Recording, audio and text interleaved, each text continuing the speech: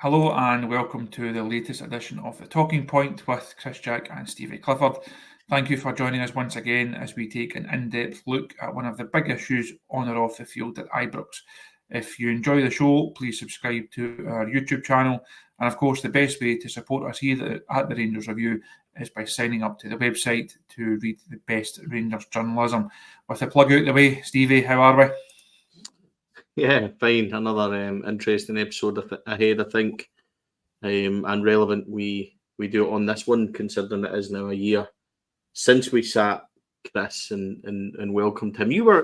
Let's just go straight into it. You were at that press conference last year. I had missed it. I was on holiday, and you were there. What did you make of Philippe Clement, and how did you feel about it at the time? Given that you weren't there, I'm surprised Rangers didn't actually rearrange it. So just to appoint the manager a week later, so you were back from your holiday. No, as you say, he had that first press at Ibrox. Had the Blue Room unveiling, sat alongside James Bisgrove, and I have to say I thought he came across well that day. We had obviously covered him extensively on the site in terms of his successes in Belgium, his failure, if you like, at Monaco. Josh had done a lot of work on his style of play and how he would set a side up. We spoke to former players, we had spoken to former staff of his, but until you actually sit down in front of someone and you get to ask him questions and you see how he answers questions, I think importantly for a Rangers manager, how he handles himself as well. Now, there's that X factor, I think, with a Rangers manager. It's perhaps quite hard to put into words, but you think of successful Rangers managers, they carry themselves in a certain way. They have a certain presence about them, and that's the same as Jock Wallace or Walter or Souness. Big Ek had that. Steven Gerrard had that. The less successful ones, you think back to Pedro, for example, or Graham Murphy, for example, they didn't carry themselves in the same way. And I thought that day Clement was more like the type of character that you expect from a Rangers manager. I thought he spoke well, didn't really chuck anything, but from memory, he must have sat about half an hour or so and went through quite a lot of aspects of how he wanted to set the side up. There was obviously the usual, I'm delighted to be here, and the Rangers fans are great, and Ibrox are great, all the stuff that we usually get. But I thought as an unveiling presser goes, it was good, and I thought it gave us a bit of insight into the type of manager that Rangers had appointed, because it had also been not a hugely drawn out process, but it had ticked on for a couple of weeks after it became evident for quite some time, obviously, that Michael Beale was falling off and that his tenure would come to an end. Thoughts had clearly turned to who was next long before it had to come to the stage of actually finding it. It was pitched as Muscat against Clement. And I have to say, I wasn't overly disappointed when Clement got the job. I thought that was the right job, or the right choice at that time. Interesting, because he started off pretty well. First win 4-0, I think, on day one, more or less, against Hibs. That win against Hearts in the last couple of minutes when they were 1 down heading into 87, 88 minutes. Tav equaliser from penalty spot, and then Danilo. And then they got a bit of momentum. December went well. They managed to get the League Cup, albeit Celtic were out, and we had to just negotiate, Hearts in the semi and then Aberdeen in the final. Then we had that night in Betis. His first couple of months, he was unbeaten.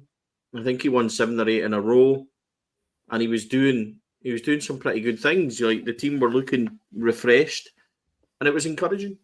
Mm-hmm. I think there was quite a lot to like in those first few weeks. You've also written a column for the site on this particular subject as well. And I think now you make the point of that first couple of months, they were playing some good stuff. Because the first few weeks of the season, I was under Beale, it had been that bad. You always expected that new manager bounce, and regardless of who came in, as long as they were not completely inept, you would have expected any manager, and certainly one with Clement's track record, to get more of a tune out of the squad. I think the big thing in that first couple of weeks, he spoke about the synergy. I think that was the word that he used between the team and the support. I think he was able to kind of bring that back. I think a lot of the fans still had doubts about a number of those players. We'll come on to talk about that towards the end as well, in terms of how the squad basically got rebuilt. But he was able to just give the fans, I think, something to believe in again. Because when Michael Beale left, we spoke about it. We had it on the morning briefing. Very, very few people believed that Rangers could salvage anything from that season. You looked at the League Cup after that win over Hearts, as you mentioned, thought, well, there's no reason why they shouldn't go on and win it. Scottish Cup was there to be won, but no guarantee, obviously, as turned out to be the case. Very, very few people believed there was a Premiership title challenge in Rangers, and certainly not the kind of result and performance that they were able to get in. Betis was over there for that game, working for Rangers Review alongside Derek, and at that point, did you enjoy that? Did you? It was really good. You should have been there. that really was I think that was the high point of the season so far. Coming off the back of a win at Hampden, or to win something at Hampden and have a European result in such close proximity, it felt at that time that Rangers were perhaps actually onto something. Yeah, I remember as well. I think it was Christmas Eve, possibly around about Christmas, going to Motherwell, and they made really light work of a Motherwell team that were kind of flying at the time as well, very quickly 2-0 up. I'm pretty sure that was Dowell and Cantwell scored that day, I think, possibly, and we were playing some good goals really early on. Yeah, and that's what I mean. We're playing some good stuff. So we head into New Year, Chris. We go to Parkhead and contrive, I think, to miss some unbelievable chances, give away some terrible goals, get back in the game, get a man sent off, and still contrive to miss some terrible chances. That felt like an opportunity missed, but the other way to look at it was there's progress there, because we did hurt them and we did at least get close to them.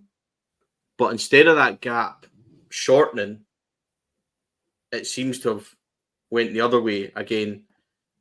How much of an issue is it? He's had five shots at Celtic now, possibly 6 shots at Celtic, and he's not managed to get a result. Culminating, obviously, Scottish Cup defeat, which was, again, a good performance, chances missed. And then a couple of weeks ago, a bit of a hiding. Where are you with that? And how difficult is lack of result against them? I think it's a huge question mark that hangs over them at present. Again, we'll come on to speak about the style of play and some of the signings, but ultimately, a Rangers manager that cannot beat Celtic is no use as a Rangers manager. So that's your reason for being here, is to win trophies, to win leagues. If you're going to win trophies and win leagues, you have to be able to beat Celtic. You're not going to be able to lift the Premiership title losing 4-0 firm games. You're not going to be able to win domestic cups if at some stage, more regular than not, you're going to go up against Celtic. He has to find a way, has to find a style, has to find a tactical approach, has to recruit the players that are capable of doing that. I thought you can almost the early ones you perhaps give them a pass in. I thought that was, as you say, a slightly more encouraging Parkhead performance. Also a bit of controversy after it, but no, there always is after Old Firm games. For me, the Ibrox game later on, again, that we'll touch on, was more of a red flag. The Scottish Cup final, again, an encouraging performance, but you can't get over the line. You can't keep doing that. It's fine getting closer, but ultimately Rangers have to get further than that, because if they want to win titles, they have to be able to beat Celtic. And I think that the Ibrox game showed that, because by that stage they had done a lot of the hard work. They had done really well. I think at that stage the manager's his stock was fairly high amongst the fans after a really encouraging run post Parkhead. We come to Motherwell at Ibrox in March. You turn up, it's 3 points and up the road. It's one more game ticked off on the road to a potential title. Didn't quite unfold that way. Theo Bear ran ragged. Rangers were really off it, really flat that day. And I think post-match we all thought it's a blip. They'll recover from it. It'll be fine. It didn't turn out to be a blip. It turned out to be the beginning of the end almost. Yeah, and they'd hammered Hearts the week before, went to Kilmarnock during the week. But something happened in that Kilmarnock game that people didn't realise the gravity of it. At the time against Hearts at home, you'll remember that Diamandi started to click, Cortez started to click, Dessers was in good form, Redvan at that moment at left back was powering about, and he was different. And there was an energy and a vibe to the team that perhaps wasn't there before. Sima was coming back in the coming weeks, and everybody was on a high, and it was looking okay. A couple of things happened against Kilmarnock. One, it took a hell of a lot of them out of them. They lost Cortez and Redvan in that game, or Redvan was injured thereabout, but both of them weren't available. And basically that took the win completely out of their sails. And I think that Motherwell game was the end for Connor Goldson. I think certainly we didn't recover. We did go to 1-1 and then lost another inexplicable goal at the back post. And it just all... But I remember that day missing so many chances. Last 10 minutes, I think we had 4 or 5 corners where John Souttar and Connor Goldson both missed glaring headers. Liam Kelly had a couple of reasonably good saves. But I think that day we did kind of put it down to a blip, and especially the fact Celtic got beat the following day at Tynecastle. A Lawrence Shankland inspired 2-0 victory, if I remember rightly. And, you kind of thought we're going to get away with it. But the truth is, Chris, that knocked the confidence and the wind out of them to a point where they didn't really recover. Europe then came into play. Benfica, they were obviously close, managed to get a great result out there. And it's worth saying, I think Clement's now, 5 away games, I think he is, in Europe, and he's unbeaten. That was another good result, 2-2 out there. And then we come to Ibrox in that game and give away the most inexplicable goal, if you remember, from our own attacking corner. And then we were kind of dead on our feet. And I think that took a lot out of us. What went wrong? I think it's easy for us. Like, at the time, there was a lot of people getting carried away. And I don't know if people remember, I was fairly relaxed about it all because I expected this squad and the certain individuals that we had to do what they always did. And to an extent, they did. And we ended up where we were. And the truth is that Celtic know how to get over the line. They have the squad, the experience, the players for it. We didn't know how to go over the line, and we didn't know how to win those games. So when it came to April, Chris, I think by that point, psychologically, the damage was done. We were running a bit on empty. The players they didn't have that difference maker. Now, I'm not saying that Cortez or Redvan were difference makers, but the thing was they were different to what we actually had in the team at the time, and they were playing really well. To take them out on the left-hand side was a hammer blow. James Tavernier on the other side, performances had begun to wane quite a bit, and that attacking prowess had more or less gone.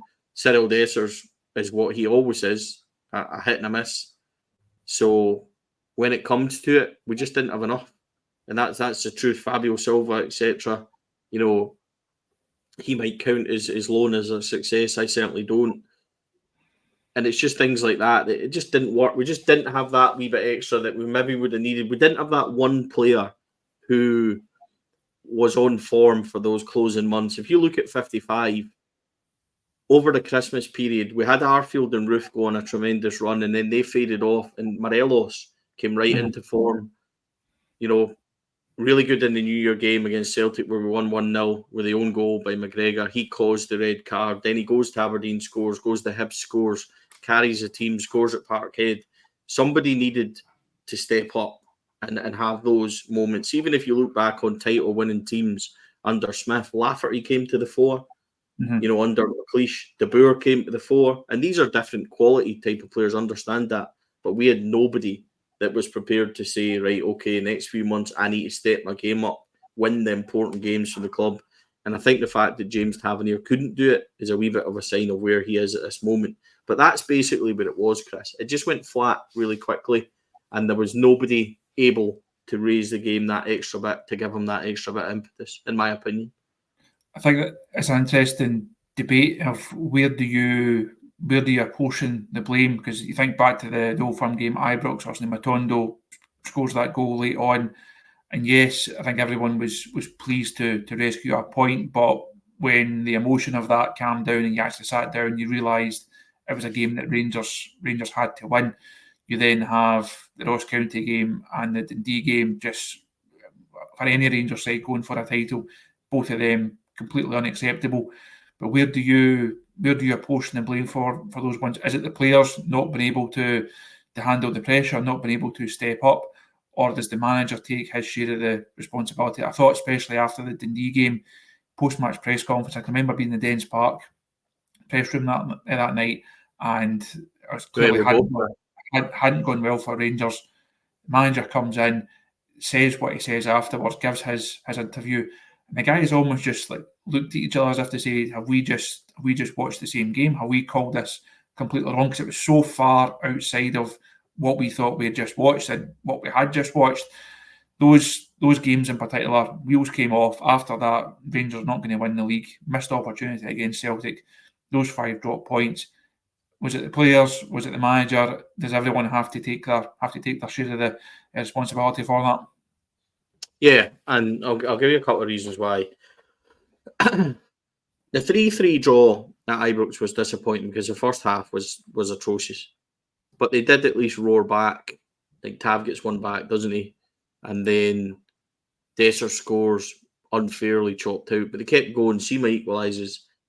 Inexplicably, 40 seconds later, they're 3-2 down. And then they do grab an equaliser for 3-3. And you think at the time, okay, you're still in it. And it's still in your hands, which it was. The issue goes up to Ross County. The players, were really poor. Sunday morning kickoff, really, really grim. Another thing happened that day. I don't know if you remember this. We were 1-0 up at half-time, but Ross County had been all over us that first half. I think that's fair to say. Danda was causing all sorts of problems on the right-hand side. He was doubling up, and I think they had a couple off the line, and they were really close. And I remember going in at half-time, and every one of us was saying, you need to change the midfield. It's getting swamped. We're far too easy to play against. We're far too easy to break against. Does that sound familiar? But you may have mentioned that somewhat recently. Right. So this is where I started to question him. Half-time came and went, and within 15, 20 minutes, they were 3-1 down, and the season was gone. Then he changed it. I think then John Lundstrom possibly came on, or there was a change. I can't quite remember who came on, but it was too late. And went into Dundee, and we were dreadful. I thought we were flat. I think we hit the post or something quite early on. Possibly Seema hit the post quite early on in about 10 minutes or so. He went in, I think, the right-hand side. There was either that, there was a good save. But aside of that, I don't remember anything. I remember, again, being very open without Dundee doing too much. 0-0, league over. It required you to go to Parkhead to win to even stay in it. And I just think that, one, nobody stepped up from the playing squad, which I've already said. But two, it was a case of we'll just keep going and hope that somebody does. There wasn't really any tactical changes. There wasn't really anything there. And we just kind of ran out of steam altogether, I think. I think that's quite clear. Who takes the blame? Well, the squad aren't good enough. So we've been put in that position by previous transfer windows and a slow decline over 3 years to the point where he took over a squad that was dead in the water and needed urgent fixing. And two, he didn't. Either one, he didn't change it because he felt he couldn't, or two, he didn't change it because he was too stubborn in his ways. Either way, it didn't work. So what went wrong? Did people start to question Clement? Yeah, I think they did. I certainly did. I think at that point, after the Ross County game, I remember driving up the road and thinking, yeah, that's a really difficult one to change your opinion on. So, yeah, a difficult a difficult day, that one. I think that's clear. And definitely for me, Chris, I started to ask questions. But the season, it does peter out, doesn't it? Because that defeat at Parkhead, I think at that point, definitely everybody wanted to see the back of this squad. I think that's fair. With regards to Clement, do you think he deserved a chance at that point? Had he shown enough with the cup win, the big win in Betis and things like that? Do you think there was enough there? I think just about, but I'm not any more than 55-45 in that favour. I think it would have been a really big call, and it was never going to happen. The club were not going to just a few months in decide, sorry, this is not the direction we're going to change. We're going to change manager. He was always going to get that transfer window and get this rebuild. I think, as you say, I think a lot of people, they didn't really know what to expect at the start. Come pre-Motherwell in March, I think he had a lot of credit in the bank. I think looking back, he did, and he was always going to get it. It would have been a big call, and I don't think the board were ever going to make that call to change manager, despite the way that Rangers had fallen apart in the title race, despite losing another Old Firm game, despite not winning the Scottish Cup. I didn't expect them to change the manager at that stage. I didn't expect them to sign a new contract either. It has to be said. I think if you look back at the various phases of Clement, people were, I think, fairly excited when he came in. Now, they wanted to see what he could do. He had a track record. They had won titles before. Come March, pre-Motherwell, I think I had quite a lot of credit in the bank, as we've spoken about with the Betis result in the League Cup, getting Rangers back into the title race. That credit then is then steadily whittled away over the weeks and through those results that we've touched on. I don't think he had a lot left in the tank by the summer, but he was always going to get the chance to go and fix it. He was always going to go and get the rebuild. Did that rebuild go as expected? Was it deep enough in terms of the players that left? Was it good enough in terms of players that came in? We're now also a couple of months on from the transfer window closing, and my view of the squad now is roughly the same as it was when that window closed. It's just not quite there. It's not quite good enough. On the flip side, you could say it was never going to be a one-summer fix. You look at a number of players that had to leave. You look at how the squad has been reprofiled in terms of age and experience, certainly in terms of the wage bill, several £1 million coming out of it. It was never going to be a quick fix. It's whether you still have that belief that Clement is the right manager. It comes back to the question I asked you just a few minutes ago.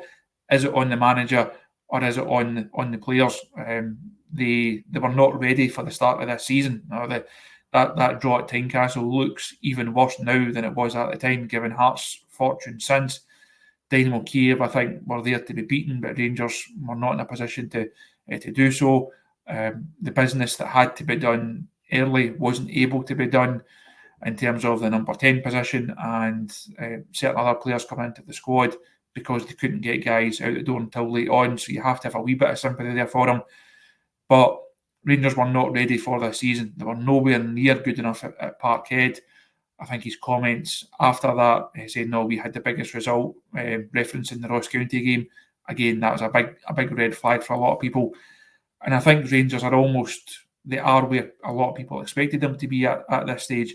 Not quite good enough, trailing in the title race, out of the Champions League. And I don't think it's a massive surprise that they are where they are.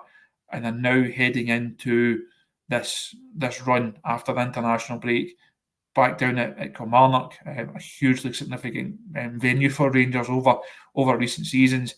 Pittodrie coming up at the end of the month. How would you rank the progress this season, or where are Rangers compared to where you expected them to be at this stage? I think, see, on the summer, I think that I need to make a point that we asked for a total rebuild, Chris. We asked for these players that we didn't want in the team to be put out. We asked for root and branch change, more or less. I feel that he's done that. I mean, the amount of players that he allowed to leave, Jack, Barisic, Lundstrom, Connor Goldson, there was a hell of a big change in there. And even when you look at the fabric, the likes of McCrory's and stuff like that, a lot of players left. A lot of players come in. We asked for a change of philosophy. We asked for younger, brighter players to come in, which we got. And I feel that was always going to take time. Should they have been ready for the start of the season? Yes, I think it was. I think as much as we can say it was too slow, I think we also have to say that they did, in traditional fashion, make a bit of a meal of it. So I think that's all fair. And I think you can say that the things he's done could be quite bright. Like in terms of Jeffy being a good player, Barron being a good player. I think that Bayrami's going to be a really good player. There's players in there that you can say, right, okay, that's fine. There's others, Robin Proper, who maybe has to prove a wee bit more. There's, the Cortez, there's big question marks over his kind of fitness. And he was coming in as one of your brightest prospects, and he's been unlucky. Now we're getting told that's a long-term one. So in terms of where we are now and on the summer, over the course of it, I understood what he was trying to do. I think that's probably important to say.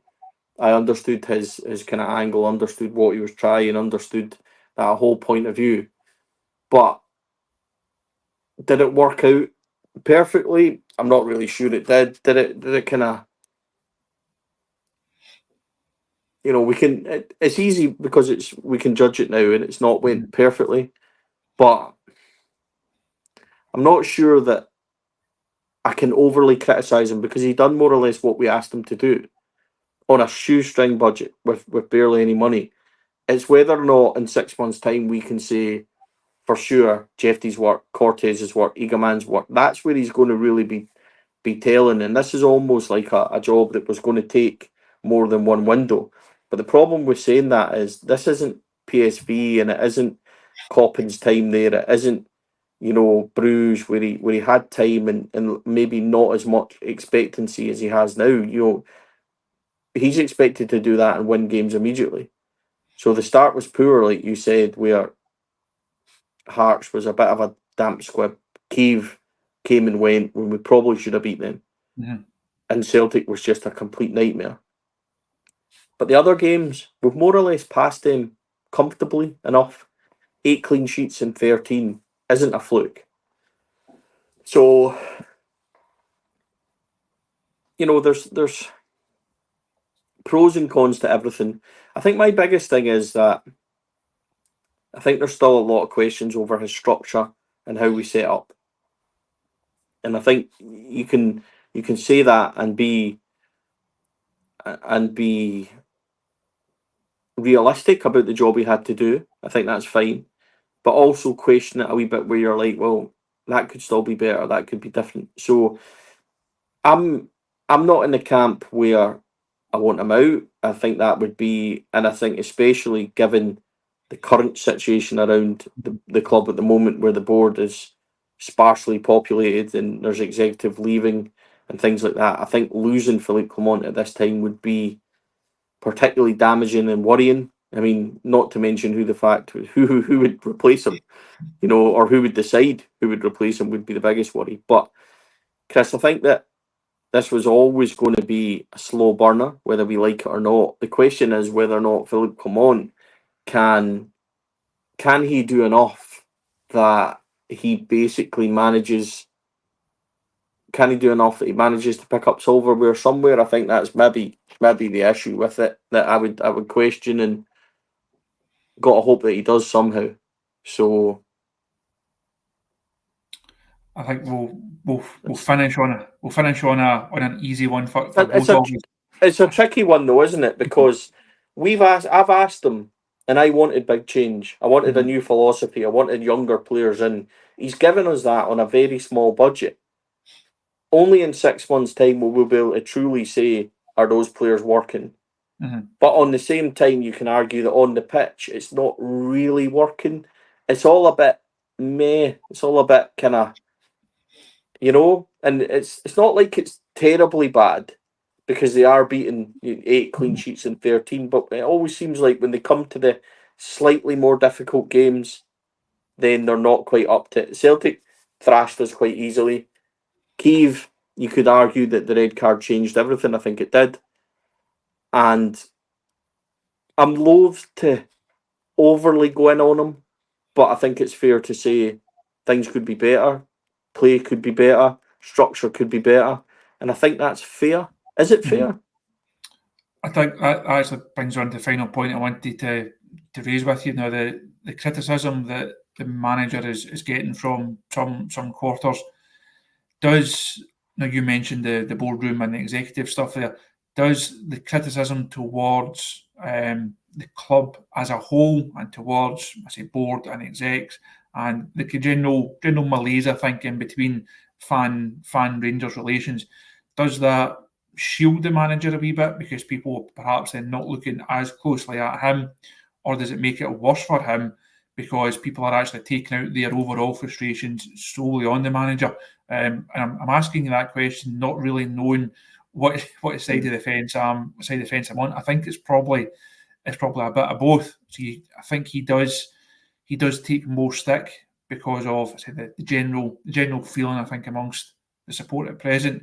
But I think, as we've outlined over the last half hour, there are good things, there have been red flags, there are negatives of Clement. But the point that you touched on there, right now he is the figure of stability at the club because there's so much change elsewhere. It would need to go really, really badly for him to not be Rangers manager in the short term. Will he be Rangers manager? Are we having this conversation this time next year, celebrating his second anniversary at Ibrox? I think the next month or so, Chris, is really, really key and really pivotal. We go Killie, don't we? And then we go Bucharest. We have Aberdeen away, St Mirren, I think, in between them as well. And then you go Motherwell in the Cup. So within 5 or 6 games, culminating, I think, Hearts at home, and then we go on an international break again. This block of games will tell you a few things. One, are they still in the League Cup? So will they get to their first final of the season? Fingers crossed. 2, where are they in the Europa? Because if we want to really progress, Bucharest is a game that you have to win, even if they've got 6 points out of 6. Now, arguably, if you end up with 6 points out of 9, that's a good start. So he's achieving in Europe. He's through to a final. The key thing is Kilmarnock, St Mirren, Aberdeen, and Hearts. It has to be 12 points out of 12, and that's really difficult because then you're looking at a clean sweep of, I think, 6 victories out of 6, 4 in the league, your League Cup, your European game, Chris. With a squad that is still learning, it's still adapting, it's still getting to where he wants us to be. Remember, he said October, November time is when you'll see the best of us. But you can't suddenly just click your fingers and we're magically beating teams 5-0.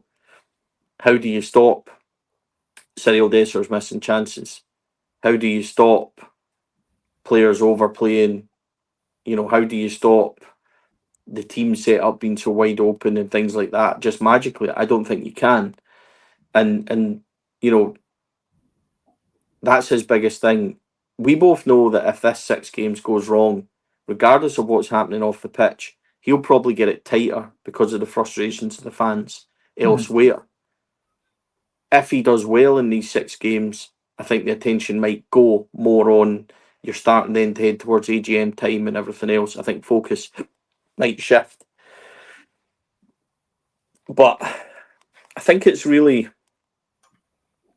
key time for him, Chris. I don't know what you think, but I think it's a really key time for him. If we can, minimum you're looking for 10 points out of 12, victory in the League Cup, victory in Europe. If you want to have a successful season, would you take a point at Pataudry? No, but you want to avoid defeat, don't you?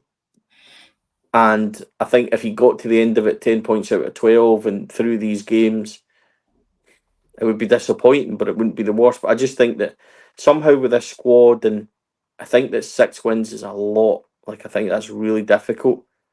I'm not saying I can't see it, and I would want any other time Rangers normally to be 6 wins out of 6, but I just think that this wee period for him is going to decide where or how the fans react. I think that's fair.